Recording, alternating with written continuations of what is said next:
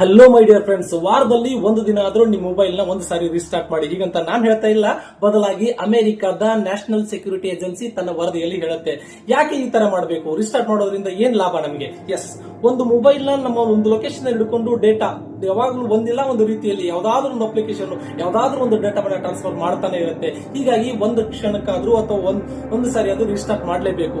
ಏನಪ್ಪಾ ಅಂತಂದ್ರೆ, ನಿಮ್ಮ ಈ ರೀಸ್ಟಾರ್ಟ್ ಮಾಡೋದ್ರಿಂದ ಸೈಬರ್ ಅಟ್ಯಾಕ್ ಗಳಾಗುವುದನ್ನ ತಡೆಗಟ್ಟಬಹುದು. ಅದ್ರ ಜೊತೆಗೆ ಮೊಬೈಲ್ ಹ್ಯಾಕ್ ಆಗುವುದನ್ನ ತಡೆಗಟ್ಟಬಹುದು, ಮೊಬೈಲ್ ಹ್ಯಾಂಗ್ ಆಗುವುದನ್ನ ಕೂಡ ತಡೆಗಟ್ಟಬಹುದು. ಅದ್ರ ಜೊತೆಗೆ ಬ್ಯಾಟರಿ ಕೆಪಾಸಿಟಿ ಕೂಡ ಚೆನ್ನಾಗಿ ಬರುತ್ತೆ. ನಿಮ್ಮ ಮೊಬೈಲ್ ನ ಗ್ಯಾಲರಿರುವಂತ ಫೋಟೋಗಳಿಂದ ಹಿಡಿದುಕೊಂಡು ಅಪ್ ಟು ಬ್ಯಾಂಕ್ ನ ಪಾಸ್ವರ್ಡ್ ವರೆಗೂ ಎಲ್ಲವೂ ಕೂಡ ಹ್ಯಾಕ್ ಆಗುವುದನ್ನ ತಡೆಗಟ್ಟಬಹುದು.